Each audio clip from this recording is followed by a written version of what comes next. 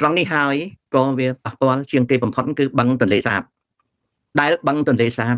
នៃប្រទេសកម្ពុជាវារីងរាក់ហើយគោកលឿនជាទីបំផុតអាការរីងរាក់គោកលឿនជាទីបំផុតហ្នឹងរាជការគាត់សបាយវាស់ដីចែកចាយគ្នាគាត់សបាយវាស់ដីចែកចាយគ្នាក្រសួងបរិស្ថានក៏គ្មាន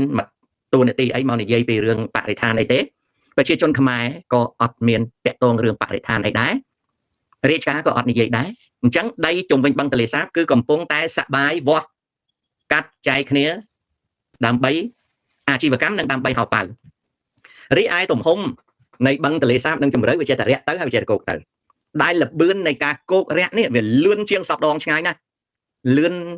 រហូតដល់មានការសិក្សានៅបរទេសថាមិនយូរទេបឹងទន្លេសាបនឹងអាលាយហិនហោចក៏ប៉ុន្តែបើគេនិយាយរឿងហ្នឹងចំពោះកម្ពុជារាជការគាត់ថាអាហ្នឹងចេះតែរករឿងគាត់អាហ្នឹងបរទេសគេរករឿងគាត់ហើយសប្តាហ៍នេះរាជការកំពុងតែផ្សាយឲ្យប្រជាជននៅកម្ពុជាដឹងថាឲ្យតែនិយាយពីបរិស្ថានហើយនឹងធម្មជាតិគឺសុទ្ធតែជាបដិវត្តពណ៌បើនិយាយពីរឿងព្រៃឈើបដិវត្តពណ៌បើនិយាយអំពីទឹកក៏បដិវត្តពណ៌បើនិយាយពីសត្វព្រៃក៏បដិវត្តពណ៌បើនិយាយពីត្រីក៏បដិវត្តពណ៌ហើយការចាប់ចងសកម្មជនបរិស្ថានសកម្មជនសមុទ្រសកម្មជនទឹកអីហ្នឹងគឺចាប់មិនឈប់អញ្ចឹងប្រជាជននៅប្រទេសកម្ពុជាត្រូវជឿស្លុងថាបរិស្ថានមិនមែនជាបញ្ហាទេណាហើយក៏ដោយសារប្រជាជនលងទៅលើគេហៅថាភាពត្រេកអរនឹងដីឡើងថ្លៃក៏តែងតែសប្បាយចិត្តនៅពេលដែលរាជការថាកាត់ដីឲ្យអាស្រ័យផលបានសេចក្តីថាប្រជាជននៅកម្ពុជានិងរាជការគឺអត់គិតរឿងរលំរលាយបឹងទន្លេសាបទេបឹងទន្លេសាបកំពុងតែធ្វើដំណើរលឿនស្លេវទៅរកភាពរលំរលាយគឺការរាក់ការគោកទន្ទឹមគ្នានឹងភាពរលំរលាយហ្នឹងវាចូលរួមជាមួយនឹងវារីអគ្គិសនីនៅកម្ពុជាដែលវារីអគ្គិសនីនៅកម្ពុជាទោះបីចិនគេធ្វើដំណើរយឺតមែនតែចុងក្រោយអាចវារីអគ្គិសនីមួយចំនួនអត់មានទឹកទេអត់មានទឹកទេពេលថាអត់មានទឹកហ្នឹងមិនមែនរីងខាស់ទេមិនអត់មានទឹកគ្រប់គ្រាន់ទេអញ្ចឹងអាស្អីដែលជាវិនិយោគរបស់ចិនលើវារីអគ្គិសនីណាអ្វីណាដែលជាវិនិយោគរបស់ចិនលើវារីអគ្គិសនីចិនក៏វាមិនមែនមិនដឹងដែរវាដឹងថាផលដែលទាញមកវិញវាមិនសូវបានទេត្រង់ហ្នឹងក៏វាជាចំណែកមួយដែលចិនវាមិនសូវចង់ដាក់លុយធ្វើទេដាក់តនេះពីព្រោះសំណង់វារីអគ្គិសនីទាំងអស់នៅកម្ពុជាពេលសិក្សាវាមានអញ្ចឹងប៉ុន្តែដល់ពេលប្រតិបត្តិការវាអត់ដែលបានផលដូចទេទោះបីចិនវាអត់ខ្វល់ថាស្រុកខ្មែរនឹងវាខ្លាយទៅជាកម្ពុជាហើយវាទៅអាម៉េចក៏វាអត់ខ្វល់ដែរតែក៏វាដឹងថាលុយដែលវាដាក់ធ្វើវារីអគ្គិសនីវាមិនសូវបានផលអញ្ចឹងអាលុយដែលវាវិនិយោគលើ power hydraulic power plant ហ្នឹងក៏វាដាក់លុយមួយចំនួនដែរណាបងប្អូនវាមិនខុសគ្នាពីផ្លូវលបឿនលឿនទេឲ្យវាមកសង់មិនបើអត់ទាញផលបាននេះខ្ញុំចង់និយាយអំពីវារីអគ្គិសនីហ្នឹងអញ្ចឹងណាហ្នឹងវារីអគ្គិសនីហើយនឹងដំណើររលំរលាយនៃបឹងទន្លេសាបដែលកំពុងតែធ្វើដំណើរលឿនដូចផ្លូវលបឿនលឿនអញ្ចឹងដំណើរឆ្ពោះទៅកាន់ការរលំរលាយនៃបឹងទន្លេសាបវាធ្វើដំណើរលឿនណាស់ដែលប្រជាជននៅកម្ពុជាទាំងខ្មែរទាំងប្រជាជនកម្ពុជាភ្លេចបាត់ទៅហើយនេះរឿងវារីអគ្គិសនីចប់រឿងវារីអគ្គិសនីខ្ញុំនិយាយពីរឿងផ្លូវដែកដែលធរមានផ្លូវដែកដែលមាននៅប្រទេសកម្ពុជាគឺខ្សែភ្នំពេញកំពង់សោមនិងភ្នំពេញប៉ោយប៉ែតភ្នំពេញកំពង់សោមនិងភ្នំពេញប៉ោយប៉ែតទទួលកំណាត់ពីព្រំដែនថៃមកមានមួយកំណាត់ត្រូវបានសាងសង់ថ្មីប៉ុន្តែការសាងសង់ថ្មីហ្នឹងស្ថិតនៅក្នុងលំដាប់ចាស់ទទឹងផ្លូវក៏វាត្រូវប្រើទទឹងផ្លូវរបស់បារាំងដែលវាធ្វើមកហើយកំណាត់ផ្លូវដែកពីភ្នំពេញទៅប៉ោយប៉ែតនោះវាជាកំណាត់ផ្លូវចាស់ជាងកំណាត់ផ្លូវពីភ្នំពេញទៅកំពង់សោមខ្សែរថភ្លើងទាំងពីរហ្នឹងទទួលចំណុះមិនដូចគ្នាទេអាហ្នឹងតាមប្រវត្តិសាស្ត្រនៃហេដ្ឋារចនាសម្ព័ន្ធដែលខ្ញុំបានដឹងក៏ខ្ញុំគិតថាមកទល់នឹងបច្ចុប្បន្ននេះ30ឆ្នាំនេះអាផ្លូវដែកភ្នំពេញប៉ោយប៉ែតហ្នឹងវា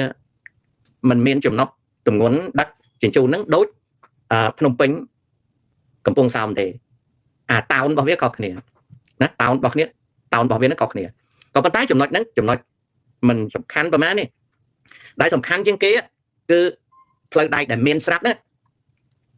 អាគិតមេងដែលវាកាន់ផ្លូវដែកហ្នឹងវាអត់ចំណាយលុយច្រើនទេពីព្រោះវាអត់ប្រយោជន៍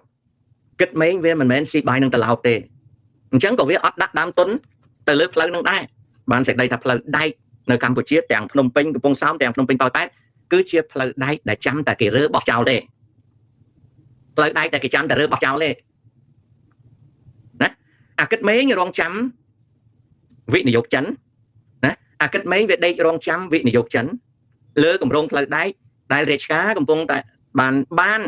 ឃោសនាថាវាមានគម្រោងផ្លូវដែកដែលមានតម្លៃជាង 4000 លានពីភ្នំពេញប៉ោយប៉ែតហើយខ្មែរក៏ចូលកម្ពុជាក៏ចូលជាមួយគ្នាថាបន្តិចទៀតហ្នឹងខ្មែរមានផ្លូវលឿនលឿនផ្លូវដែកលឿនលឿនភ្នំពេញប៉ោយប៉ែតដែលកាលឆ្នាំ23គេថានឹងចាប់ផ្ដើមសំណង់នៅក្នុងត្រីមាសទី3ឆ្នាំ24បច្ចុប្បន្ននេះត្រីមាសទី4នៃឆ្នាំ24ហើយអាផ្លូវដែកហ្នឹងស្ងាត់ជ្រាបខ្ញុំចង់ប្រាប់ថាមិនបានស្ងាត់ជ្រាបពីព្រោះផ្លូវដែកហ្នឹងចិនវាអត់ចង់ដាក់លុយ BOT ទេចិនវាអត់ចង់ដាក់លុយ BOT ទេវាចង់ឲ្យរាជការនៅភ្នំពេញខ្ចីលុយវាបើខ្ចីលុយវាព្រមតែបើឲ្យវាដាក់ BOT វាមិនចង់ដាក់ទេហេតុដូចម្ដេចបានជាចិនវាមិនចង់ដាក់ BOT ពីព្រោះអាផ្លូវដែកពីប៉ោយប៉ែតមកភ្នំពេញនេះរកស៊ីអត់បានទេវាតទៅមុខទៀតបានរកស៊ីបានខ្លះតែវារកស៊ីអត់បានបើវារកស៊ីមិនបានទេវាអត់ដាក់ BOT ទេផលលាភវាទៀតអញ្ចឹងចិនវាចង់ឲ្យភ្នំពេញខ្ចីលុយវា 4000 លានហ្នឹងខ្ចីលុយវាយកមកសាងសង់បើខ្ចីវាអានឹងវាឲ្យតែបើឲ្យ BOT វាពន្យាពេលសិនមិនបានវាពន្យាពេលពីព្រោះវាត្រូវការអាផ្លូវដែកនៅថៃឡង់នឹងដើរសិនហើយវាភ្ជាប់ផ្លូវដែកនឹងទៅឡាវសិនហើយវាមើលអាការដឹកជញ្ជូនហ្នឹងបានលាភប្រមាណវាត្រូវមើលផលលាភហ្នឹងសិនបើវាថ្លឹងផលលាភហ្នឹងហើយបានវាអាចនឹងបោះទុនវិនិយោគនៅកម្ពុជាអាហ្នឹងមួយទៀតវាចង់ឲ្យភ្នំពេញខ្ចីលុយវាពីព្រោះបើខ្ចីលុយវាហើយវាអាចចំណេញបានដោយវាជាម្ចាស់បំណុលលើកម្ពុជាហើយវាក៏អាចដឹកទំនិញវាពីគុនមិនចុះមកវៀងច័ន្ទពីវៀងច័ន្ទមក Thailand មកបាងកកផ្លេពីបាងកកមកភ្នំពេញទំនិញរបស់វាចំណែកផ្លូវដែកពីគុនមិនមកវៀងច័ន្ទឡាវចម្ពាក់វា 6000 លានវាជន់កឡាវបានវាចម្ពាក់វា 6000 លានប្រជាជនឡាវភ្លើងអង្គុយជាតែភ្លើងមើលវាលស្រែហើយទៅសើតែខ្លួនមានតំណែងចំណែកថៃក៏វាឲ្យថៃចម្ពាក់វារឿងអីដែលវាមក BOT ផ្លូវដែកឲ្យកម្ពុជាវាមិនមែនស៊ីបាយនឹងត្រឡោកទេអញ្ចឹងវាត្រូវធ្វើម៉េចណាវាត្រូវធ្វើម៉េចឲ្យកម្ពុជានឹងខ្ចីលុយវា 4000 លានហ្នឹងធ្វើទៅដើម្បីចម្ពាក់បំណុលវាងាយស្រួលជាងវា BOT ណាអូខេអាហ្នឹងចឹងនេះគឺជាគំនិតដែលចិនវាមើលបានជាអាគម្រោងផ្លូវដែកនេះវាស្ងាត់ណាគម្រោងផ្លូវដែកនេះវាស្ងាត់អត់មានទេសុជាតិពួកអត់មាន TikTok ទេកូន TikTok ដែលគេផ្សាយហ្នឹង TikTok คล้ายៗពណ៌អស់ហ្នឹងคล้ายៗតាអាហ្នឹងមិនមែនពូណាអា TikTok ហ៊ុនសែនមើលហ្នឹងមិនបោះពូណាអូខេមិនបោះពូទេ TikTok ដូចជា3 channel នៅហ្នឹងអត់មានហើយនៅ Facebook ហ្នឹងអា James Sock ហ្នឹងក៏នេះដែរคล้ายៗដែរណាឲ្យធ្វើម៉េច social media ណាហ្នឹងសុំបញ្ជាក់ឲ្យដឹងរឿងវគ្គទី1នៅក្នុង show នេះ show នេះខ្ញុំនិយាយពីរឿងវារីអគ្គិសនីដែលវាកំពុងតែបំផ្លាញបឹងទន្លេសាបនិងទន្លេមេគង្គប្រទេសកម្ពុជាឲ្យអាលាយហើយអគ្គិសនីដែលផលិតដោយវារីអគ្គិសនីវាអត់គ្រប់ capacity ហើយវាអាលាយស្រុកខ្មែរប៉ុន្តែខ្មែរណាអាចមានអំណាចគិតបើខ្មែរសពថ្ងៃវាមានប្រជាជនមួយទៀតគេហៅប្រជាជនកម្ពុជាហើយប្រជាជនកម្ពុជាជាអ្នកកាន់អំណាចច្រើនឡើងនៅប្រទេសកម្ពុជាដែលភាសាក៏ទៅជាភាសាកម្ពុជាប្រពៃណីក៏ទៅជាប្រពៃណីកម្ពុជាហើយខ្មែរបន្តិចទៀតក៏คล้ายទៅជាគេហៅថាជនភាគតិចដ៏ស្ងប់ស្ងៀមឬក៏ជនភាគតិចដ៏ស្ងាត់ណាអានោះអញ្ចឹងនឹងគឺជាចំណែកមួយតែបន្ទាប់មកខ្ញុំបង្ហាញរឿងផ្លូវដែកហ្នឹងផ្លូវដែកហ្នឹងវាស្ងាត់ពីព្រោះចិនវាចង់ឲ្យរាជការខ្ចីលុយវាបើពិតជាណាវាមិនមែនអញ្ចឹងវាអត់ចំណេញកូនលកែវវាអត់ចំណេញឲ្យគេឥឡូវកុំបន្ទោសចិនឧបមាតែ James Sock វិញ James Sock ហ្នឹងក៏មិនភ្លើដែរទៅ BOT លើផ្លូវដែកហ្នឹងងាប់អីហើយចុះអាមេរិកវាមិនដឹងនិយាយផងមុខម៉ែវាដឹងកាយៅទៅប៉ុណ្ណឹងដែលវាទៅចូលសំចតហ្នឹងវានិយាយល្អប៉ុណ្ណឹងឯងអីណាបន្ទន់អរិយាប័ត្រអីអាមេរិកបន្ទន់អរិយាប័ត្រអីអាណិតទៅ តែអាមេរិកវាគ្មានអរិយាប័ត្របន្ទន់អីទេវាបន្ទន់ងប់អីវាបន្ទន់ស្អីមុខអាអ្នកកាន់អំណាចនៅភ្នំពេញហ្នឹងមានប្រយោជន៍អីវាវាគ្រាន់តែធ្វើ show មួយដើម្បីឲ្យចិនហ្នឹងតែកភ្លៀងឬក៏សង្កត់ក្បាលភ្នំពេញដែរឧត្តមនាវីអាមេរិកនិយាយប៉ុណ្ណឹងណាក្រុងប៉េកាំងហ្នឹងឆេះជួលបន្តិចដល់ឆេះជួលបន្តិចហ្នឹងណាចំណែកអាអ្នកដឹកនាំនៅភ្នំពេញនេះគេបង្ហាញដែរអញងាកទៅអាមេរិកងាកទៅរួចហើយចិនវាថាមុខអាហ្នឹងវាងាកទៅណារួចទេវាមកសុំលុយអញមិនទាន់ឲ្យវាមានចាំទេស្ដេចយួនឈ្មោះមីងម៉ាងនិយាយ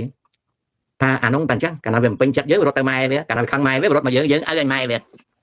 ពីដើមសៀមឲ្យនឹងយួនហ្នឹងវាជាម៉ែជាឪដល់ឥឡូវហ្នឹងអាចិនណាអាប៉េកាំងហើយហាណូយវាថាហាណូយឯងឪអញម៉ែតែវាខឹងនឹងឯងវារត់មកអញប៉ុន្តែនៅពេលដែលវាភ័យវារត់ទៅឯងណាអញ្ចឹងវាគ្មានរត់ទៅណារួចតែពេលចិនយួនគាត់ពីមុនពី1822មកវារត់ពីយួនវារត់ពីក្រុងវេទៅបាងកកវេបាងកកវេឥឡូវប៉េកាំងហាណូយប៉េកាំងហាណូយប៉េកាំងរត់ទៅរត់មកហើយអាក្រុងហាណូយនេះក៏មិនដឹងដែរថាអានោះវាទៅណារួចបើប្រជាជនអានអែមអញហ្នឹងរាប់លានអ្នកហើយស៊ីតែប្រហិតអញស៊ីតែទឹកត្រីអញស៊ីតែបន្លែអញរត់តែដោយសារអញវាទៅណារួចចំណែកចិនក៏មិនដឹងដែរទៅណារួចមុខវាហ្នឹងទៅណារួចណាវាទៅណារួចវាត្រូវតែនៅក្រោមអញណាប៉ុន្តែនៅភ្នំពេញគេអឺកញ្ចោណាសញ្ញោមួយឲ្យប៉េកាំងដឹងឥឡូវហ្នឹងតាក់តងអាមេរិកឲ្យសំយុទ្ធណាសង្ឃឹមថាចិនអត់ផ្ទះកាភ្លៀងទៅចុះណាបើចិនផ្ទះកាភ្លៀងក៏មិនដឹងធ្វើអីចិនក៏មិនដឹងធ្វើអីចិនអត់ដឹងធ្វើអីទេហ្នឹងហើយដែលជំនាន់ខ្ញុំនៅក្មេងៗខ្ញុំជឿថាសម្ដេចសែននុហ្នឹងគាត់ឆ្លាតខ្ញុំជឿថាសម្ដេចសែននុគាត់ឆ្លាតណាសម្ដេចឪលោកប៉ាកែណាសម្ដេចឪលោកប៉ាកែណាលោកជាអគ្គមគ្គុទេសជាប្របីដាឯករាជ្យជាតិឆ្នាំ70មក75ពី75មក78អស់3លានដល់សែននុងាប់ទៅជាមហាវីរៈក្សត្រទុកកូនប្រុសមួយនិងប្រពន្ធខ្លួនឯងឲ្យហើយនឹងរាជវង្សានុវង្សឲ្យបម្រើហ៊ុនសែនរហូតដល់សប្តាហ៍ហ្នឹងហើយដែលខ្ញុំចេះយកសម្ដេចឪនេះក្បាលខ្ញុំនេះស្រឡាញ់សម្ដេចឪហើយម្ដាយខ្ញុំស្រឡាញ់សម្ដេចឪរហូតដល់18មីនាម៉ែខ្ញុំគាត់យករូបព្រះគាត់ដាក់រូបសែននុពីក្រោយគាត់ថ្វាយគុំមកយកហើយគាត់ប្រាប់បងប្រុសខ្ញុំអីដែលធ្វើទាហានម៉ៃលុនហ្នឹងគាត់ប្រាប់កូនឯងទៅច្បាំងណាមិនបាច់ពាក់យ័ន្តគេថាអីទេកូនឯងពេលច្បាំងកូនឯងសោតទៅសៃហនុបាញ់អត់ត្រូវទេគាត់ឲ្យបងប្រុសខ្ញុំទាំងអស់ហ្នឹងចាញ់ច្បាំងមិនបាច់រៀនបាលីពីណាទេរៀនតែសៃហនុហ្នឹងទៅបាញ់មិនមុតទេបាញ់មុតទេអញ្ចឹងហើយបានជាសែននុហ្នឹងដើរនយោបាយឲ្យខ្មែរបានទៅឋានសួគ៌អស់ជាង3លានណាហើយកូនចៅគាត់ក៏ទៅឋានសួគ៌អស់មិនស្ទើរឃើញទេហើយអ្នកនៅរស់បម្រើហ៊ុនសែនរហូតដល់សប្តាហ៍ថ្ងៃឃើញកូនចៅគាត់ប្រពន្ធគាត់បម្រើហ៊ុនសែនទេឃើញទេហើយហ៊ុនសែនគាត់បម្រើដែរណាគាត់បម្រើយួនអញ្ចឹងប៉ុណ្្នឹងហើយមិនយល់ទៀតតែប៉ុណ្្នឹងហើយមិនយល់ទៀតអាហ្នឹងមានន័យថាកុសលផលរបស់យើងប៉ុណ្ណាអញ្ចឹងត្រឡប់មកទៀតរឿងខ្ញុំនិយាយពីរឿងផ្លូវដែកខ្ញុំនិយាយពីរឿងវេរីអគ្គិសនីចិនវាត្បិតត្បៀតជាងមុនដើម្បីវាឲ្យកម្ពុជាខ្ចីណាវាឲ្យកម្ពុជាខ្ចីវាឲ្យភ្នំពេញខ្ចីប៉ុន្តែវាមិន BOT ច្រើនទេឥឡូវចូលដល់ប្រេជីកហ្វូណនអាចកូណាប្រេជីកហ្វូណនអាចកូគឺទៀងតែពីជីកគម្រោងហ្នឹងមិនលុបចោលទេគម្រោងប្រេជីកហ្វូណនអាចកូគឺទៀងតែពីជីកមិនលុបចោលទេពីព្រោះប្រវែងប្រេជីក180គីឡូម៉ែត្រហ្នឹងជីកតែ8ទៅ10គីឡូទេណាសួស្ដីសេបាស្ទៀនគឺទៀងតែពីជីកទៀងតែពីជីកហើយទៀងតែពីជីកហ្នឹងសួរថាលុយចិនឬក៏លុយពីណាក៏ដោយកម្ពុជាមិនអត់លុយជីកទេកម្ពុជាមិនអត់លុយជីកទេការជីកប្រេកហ្នឹងគឺទៀងតែពីជីកអូខេតែបើឲ្យចិនវា BOT លើប្រេកហ្នឹងក៏វាមិនចង់ធ្វើដែរពីព្រោះវាអត់ភាគលាភប្រើឲ្យស្រួលស្ដាប់អត់ចំណេញតែបានទេចិនវាចង់ឲ្យខ្មែរខ្ចីវារហូតដល់ 10,000 លានណាហើយវាចង់ឲ្យរាជការកម្ពុជាណាជីកប្រេកពីស្ទឹងត្រែងពីជើងចុះមកត្បូងមកធ្លាយនឹងកែបតែគម្រោងជីកប្រេកហ្នឹងវាចង់ឲ្យជីកប្រេកដែលមានតម្លៃ 10,000 លានបើជីកអានោះវាធ្វើប៉ុន្តែខ្មែរតែជាពាក់វាតែអាប្រេកជីកហ្វូណនអាចកូនេះវាអត់ចង់ធ្វើទេស្ដាប់ឲ្យបានណាចិនវាអត់ចង់ធ្វើមិនមែនថាវា mình ao lôi mình ao ai thế sự chết chồng vậy phu bẻ pan năng ai chồng vậy ta sự chết anh vô mà riêng chẳng mà vậy bạn cài còn anh trong tới mới nó thật bà còn anh trâu chặt TikTok nó tới mới tới là còn này là phu miền Thái còn bên này còn anh về đây phu phu admin account để phu còn đăng đây bên đây cái mới nó nói thôi mày nè còn anh cướp con bị phốt lột ban này phu trừ bóng phu mày cướp con bạn chẳng về đây là boss đại dương control ở ban dương lực mang về cho con cái hai sầm đáy trao mà xiết nè sầm đáy trao mà xiết anh đang hái đây cái hai là xiên mình trao cái bún yun mình trao bớt mai sụt trút mình trao trái trái vậy ta là boss trao mà xiết boss đây chấm nanh đâu luôn là boss đây thua luôn nè nó trao về lui cho tới rồi thôi mấy control nó bán được không hành tịch tiền nó về deep fake về miền ấy tiền nó bạ bàn à sọc ngáy nó thua bàn tịch tuổi nên mình đại bàn cái pon pu của vẻ đây không dây đại đấy kết cao oxy tới còn anh pu vẻ tao cái lui tới hái nói cho mấy còn anh trong ai pu tới chấp và chạm mình cả trong ai pu tới bắt account cả bắt mình cả đấy hai lục hôn sáng pu vẻ oi mà mơ pu mình mơ tiktok đấy oi tới thôi mày còn anh trong tới mơ tới phần mòn dây cả pu bàn cái pu thôi nhá con trong dây ai miền nhau nhé không waste your time nè không waste your time please anh chẳng bây chị phụ non ai cô nó về miền lạc nặng chăng hãy đợi sao tại chi cùng bay cái lấu tại bao cái lấu về mình cháo lấy về tại chi hay tại sao tại chi hai nó bàn bây giờ đi đôi tạch niên nè về đôi tạch niên cứ về ọt bàn thòn liệt tề nè về ọt bàn thòn liệt tề miền đây theo về ọt chấm nành tề bây chị phụ non ai cô nó chi hai có về bàn nặng nè về ọt bàn đây chẳng bọn chăm mơ tới về ọt miền tranh bàn ấy tề về mến chia ai nắp hành ca và vọt sai đấy về ọt miền đấy nè về ọt đấy về đây nè nó rương bây chị nè đòi xa mua là hai bàn yuan về chụp tò vào yuan về chụp tò vào đấy sầm đách mấy khăng sầm đách ban châu chơi hay rương sầm đách khăng ấy sầm đách khăng chân nó ta phải thật khăng chắn nghệ mà kén có ớt ao tập hai chân tẹt liên tiết một sầm đách nó tục chân rồi hướng sầm đách cho môi nâng cho vai còn mũi Hà Nội cho vai còn mũi nó về cẳng còn bên chất là to vào tới nghệ mà mình căng mình xuống cho vai tẹt liền với mẹ hướng ní thế pu còn nó chia việc mình dây thế nâng mùi nâng rương phải chi ạch cổ là phi non ạch cổ ok lấy nghĩa mà rương mùi tiết rương liên dọn họ nè rương liên dọn họ liên dọn họ khai cần ta chắn mình sờ bài chặt để ai số thằng mạch bạn đăng đã chắn mình sờ bài chặt việc miền ana mùi plơ tới sờ bài chặt đại việt châu tẹt tông nâng ca sang song liên dọn họ nâng hay ao tới parang nè can để nè ok về ọt miền anh này để tranh lôi bị ổ thi ấy hay việc tao chỉ ao cầm hôn barang mà chặt cháy cái rương cầm hôn barang mà chặt cháy bị pro hôn sáng mà mình ao barang chặt cháy đấy barang việc đăng hôn sáng việc đăng rich cả việc bộ contra với này po trên tông đấy vào toàn bạch nó miền đây tham mà hai chết ta rồi bảo rich cả nó chọn chạm chế độ rich cá thưa ai ọt kết cú về ngày để nâng hai cái hai chặt khẩu vị sấy nâng trong cho mọc chặt khẩu vị sấy mơ tới về ngày đôi trong cho mọc chẳng đôi về ngày đôi trong cho mọc nữa bạn chỉ việc cá băng ha đại châu lô la này ca sĩ là than đại châu lô la nâng khai cái đá nữa nè ca sĩ là than đại châu lô la nó có chia chấm nao môi chia chấm nói mau rồi bỏ Campuchia mau dạng mày chắn với ọt bài chặt nè ọt bài chặt nó nghe cứ chỉ đầm bao được không đam trung rồi bỏ nè cả năm nay nè Campuchia nè Sebastian trong barang là bay pana đó chắn cái trong manage chạy airport năng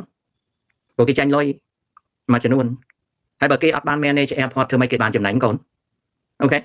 anh nói mùi chỉ nói với tiết là Brexit miền sạt sำคัญครั้งนั้นของการกัดเป็นทอยทำลายผลิตได้บ้าสนาจีแจกกัดเป็นทอยทำลายผลิตได้ไม่ก็กระทรวงเกษตรกรรมเธอเอาเกษตรกรรกแต่รวมมันบ้านจะเป็นผมนอลเกย์รอทั้งไงโดยใช้เปรียบโฆษณาท่าBrexitโฟนอนอัดโกนั่งเวกัดทำลายผลิตนั่งกัดต่อหน้าเมื่อเธอสมัติกรรมเด็กเมื่อนะสนจันทร์นั่งว่าอัดมินสมัติกรรมต่อนั่งได้ไอ้เจ้ากระทรวงสายการยังไม่ก็มันแจ้งสมัติกรรมได้ไอ้เจ้าจอมนี่มดแล้วไม่ก็มันแจ้งได้โอนปอนไม่ได้รัดแจ้งมวยมาสนจันทร์แจ้งมวยมาจอมนี่มดแจ้งมวยมาไม่ก็มันเคยแจ้งซาบาสเตียนแล้วนั่งมวยไอ้หรือก็จังไอ้นั่งแจ้งสมัติกรรมมวยมานะ អូខេអាហ្នឹងអញ្ចឹងណាដូច្នេះឲ្យរឿងនិយាយចេះបានហើយចាអើយណារឿងនិយាយចេះតែបានហើយប៉ុន្តែរឿងសមត្ថកម្មពិតប្រាកដណាអា proper feasibility study ត្រឹមត្រូវវាអត់ណាវាអត់ទេអាហ្នឹងអញ្ចឹងនឹងសុំជម្រាបណាកូនណាបាទសាបាស្ទៀនត្រូវដឹងវាតកតងកុងត្រាបើមិនព្រមគ្នាជាមួយបារាំងទេគេប្រដឹងហ៊ុនសែនព័ត៌មានចាញ់មកហើយមកទៀតគេប្រដឹងហ៊ុនសែនណាដល់បានទេចិនកាលណាគេសាងសង់ពលានយន្តហោះគេចង់កាន់កាប់ណាអូខេគេកណនីឲ្យតាមានទាំងបណ្ឌិតសភាសុនចន្ទថុលឥឡូវប្រាប់មកដាក់ឈ្មោះឯកសារហ្នឹងមករបាយការណ៍ស្អីកុំនិយាយតែផ្លោកនោះតាទៅwebsite ក្រសួងសេដ្ឋកិច្ចជាតិម្សិលមិញកុំនិយាយផ្លោកចៅសាប់ដាសៀននិយាយផ្លោកតាអត់ជឿទេមើលកាត់តម្លៃផលិតមិនទៅឥឡូវតាសួរបន្តិចអាប្រេជីក phonon អាចគោនឹងបើវាដំណើរការយកថ្លៃឈ្នួលទេសាប់ដាសៀន yes or no ឥឡូវឆ្លើយមួយម៉ាត់មក yes or no បើអាប្រេជីក phonon សួស្ដីបានពុតបើអាប្រេជីក phonon អាចគោនឹងវាបើកដំណើរការចរាចរណ៍ដឹកជញ្ជូនយកលុយទេយកថ្លៃឈ្នួលទេយកទេ yes or no អូខេ yes កាត់ខុសប្រហែលតើអាប្រេជីក phonon អាចគោរង្វះមាត់100បាតក្រោម80ជម្រៅ6ម៉ែត្រហ្នឹងដឹកបានស្អីដឹកបានអីដឹកផលិតផលសពគ្រប់ទាំងអស់ឬដឹកស្អីឧបមាថាចុះទៅវៀតណាមវាចំណេញបានក្នុងមួយ container ចំណេញបាន$200ឥឡូវហ្នឹងសាប់ជាឯងប្រាប់មើលថាតើនាវាដែលដឹកតាមអាប្រេជីក phonon អាចគោទៅទឹងមាត់ទៅទឹង100ជម្រៅ6ម៉ែត្រហ្នឹងក្នុងនាវាមួយដឹកបានប្រមាណ container ណាហើយ container ហ្នឹងពេលគេដាក់នៅក្នុងនាវាដែលដឹកតាមអាប្រេជីក phonon អាចគោហ្នឹងតើគេដាក់នៅណាដាក់នៅកំពង់ផែភ្នំពេញអញ្ចឹងដល់ពេលគេដឹកមកតើគេយកទៅកំពង់ផែទឹកជ្រៅដល់ហើយគេលើកពីកំពង់ផែទឹកជ្រៅគេដាក់នៅក្នុង container port មួយ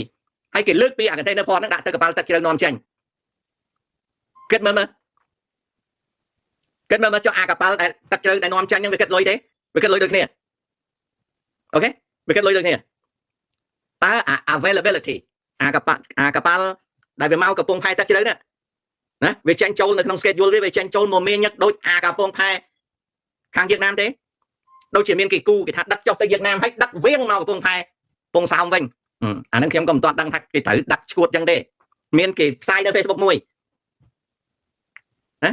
ខ្ញុំលឺឲ្យ Sebastian អាចំណេញមក container $200នោះលឺសូតាណាប៉ុន្តែប្រាប់ឲ្យច្បាស់មើលថ្លៃដឹកចេញពីកំពង់ផែទឹកជ្រៅមក container ប្រមាណឲ្យច្បាស់ហើយ container ហ្នឹងតោនេកវាណាថានេកវាប្រមាណអូខេ cut cost by reducing energy price gas diesel fuel ចេះតែថាណាចង់គេគិតជា TEU ក៏ដោយតើចេញពីអាកំពង់ផែទឹកជ្រៅកំពង់សោមហ្នឹងគេគិតមក container ប្រមាណអូខេតាប្រាប់ទៅកូន bla bla bla យកពាក្យ bla bla bla ទេគាត់និយាយឲ្យលឺសូទេអត់មានអាការសិក្សាអីត្រឹមត្រូវទេហើយកាប់ថ្មចំណាំទៅឲ្យអាប្រេជីក phonon អាចគោនឹងវាបើកទៅចាំមើលវាធ្វើឲ្យអាតម្លៃដើមផលិតនឹងវាចំណេញប្រហែលអត់ចំណេញនៅតែដែលវា bla bla bla ទេខ្ញុំនៅស្រុកអាមេរិកនេះណាអ្នកនយោបាយវា bla រាល់ថ្ងៃអាគណៈបកប្រជាធិបតេយ្យក៏វា bla គណៈបកសន្តិរដ្ឋវា bla រាល់ថ្ងៃបានជាខ្ញុំនឹងមិនមែនចេះតែជឿអា bla bla bla ហ្នឹងទេវាពិតហើយបើជីកអាប្រេជីកហ្នឹងទៅវាចុះថ្លៃវាពិតហើយប៉ុន្តែវាគ្មានជួយអីទេវានៅតែដដែលហ្នឹងហើយអាប្រេជីកហ្នឹងវាតូចបើប្រេជីកហ្នឹងតែទឹង200ម៉ែត្របាតក្រោម150ជម្រៅ8ម៉ែត្រទៅ10ម៉ែត្រអាហ្នឹងបានខ្ញុំឃើញថាវាចំណេញហើយបន្ទាប់មកទៀតត្រូវដឹងពី consolidation ទៀតណាហើយបន្ទាប់មកទៀតត្រូវមើល flow ទៀតតើអាភ្នំពេញកំពង់សោមតាមផ្លូវលបឿនលឿនហ្នឹងគេដាក់តំណែងប្រមាណតើអាផ្លូវជាតិលេខ4ភ្នំពេញកំពង់សោមហ្នឹងដាក់ប្រមាណហើយអាផ្លូវដៃគិតមីហ្នឹងវាដាក់ប្រមាណណាចង់វាខុសអីក៏ដោយអាចៅតាអត់មាននិយាយរឿងខុសគ្នាអីទេតានិយាយពីរឿង overall cost reduction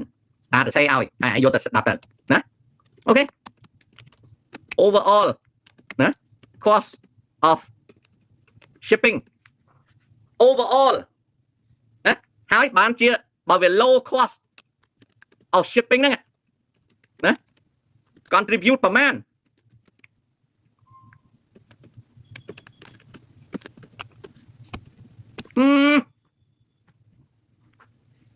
contribute ប្រមាណ contribute ប្រមាណកុំចេះតែនិយាយនៅក្នុង macro analysis ក៏ដោយជា micro analysis ក៏ដោយអូខេនៅស្រុកអាមេរិកចាអើយថ្ងៃណាក៏ដោយក៏អ្នកនយោបាយ bla bla bla អាគណៈបកប្រជាធិបតេយ្យក៏ bla គណៈបកសាធារណរដ្ឋក៏ bla គ្រប់ជាន់ថ្នាក់ bla រហូតហើយអាមេឌីយ៉ាស្រុកអាមេរិកនេះពួយតោនណាដូចនៅ Twitter អញ្ចឹង1000ម៉ាត់រកតែ1ម៉ាត់ពិតប្រកបអត់បាននៅ Twitter យ៉ាង X ណាបោះ Elon Musk ណាអត់ទេអានឹងសុំឲ្យយល់វាពិតជា lower cost ប៉ុន្តែវាអត់មានទៅ produce effect on production cost ហ្នឹងទេបើបកកែនោះមិនមែនក្រសួងកសិកម្មរដ្ឋមន្ត្រីដើរអាំងសាច់ឆ្លោះកញ្ចក់ទេមិនមែនរដ្ឋមន្ត្រីក្រសួងពាណិជ្ជកម្មពលផលហោះទេគ្មានចាញ់អីទេកុំនិយាយអត់ចាញ់អីទេអ្នកស្រុកអ្នកស្រែនៅតែលក់ផលិតផលមានតែម្យ៉ាងទេអ្នកនៅខាងលិចឲ្យក្រុមហ៊ុនថៃមក consolidate អ្នកនៅខាងកើតឲ្យយួនមក consolidate បើសិនណាជារកស៊ីបានមិនក៏ពឹងគេឲ្យ consolidate មានន័យថាម៉េចគេប្រមូលទិញហ៎អញ្ចឹងអាប្រេជីហ្វូណនអាចគោនោះវាធ្វើឲ្យខ្មែរនៅក្នុងប្រទេសកម្ពុជាឈប់ទេធ្វើឲ្យយ៉ាងច្រើនវាចំណេញទៅលើដឹកលៀកពេលអញទិញទួយប៉ុន្តែវាគ្មានទៅរួចទេមិនបានជាអាខាងលិចប្រទេសពឹងទៅលើថៃ consolidation មិនបានអាខាងកើតប្រទេសពឹងទៅលើ Vietnamese consolidation វាមិនចាញ់វាតូចពេកណាសាបាសៀនវាតូចពេកប៉ុន្តែចាឯងកុំឲ្យជឿចាឯងកុំឲ្យជឿតាចាំមើលតាជីកហើយទៅដឹងអត់ដែរអាហ្នឹងចឹងអូខេ study នឹងអត់ជឿតាវាមិនជឿអា study កណ្ដួយស្ញាញ់ហ្នឹងទេពីព្រោះវាគ្មានអីទេដូចអារឿងសុនចន្ទថុលនិយាយអូយមានក្រុមហ៊ុនអីទីប្រឹក្សាជាង20សិក្សាហើយបើសិក្សាហើយមិនក៏អាមេកុង committee វានិយាយថាវាអត់បានទទួលសុនចន្ទថុលមិនក៏មិនឆ្លើយទៅមេកុង committee បែរទៅជាសុនចន្ទថុលនិយាយថាទៅតែឲ្យរបាយការណ៍ចុងក្រោយទៅមេកុង committee កាលសុនចន្ទថុលមក bla bla bla រឿងអាប្រេជីកហ្វូណនអាចគោនឹងនិយាយថាសិក្សាហើយតែតាមដានមើលសុនចន្ទថុលខ្លួនឯងនេះឆ្លើយមិនរួចផងអានឹងហើយបានពាក្យមួយម៉ាត់ស្រួលស្ដាប់តែ bla bla bla bla អានឹងចឹងវិលមកជួបប្រិយមិត្ត3នាទីទៀតជំរាបលា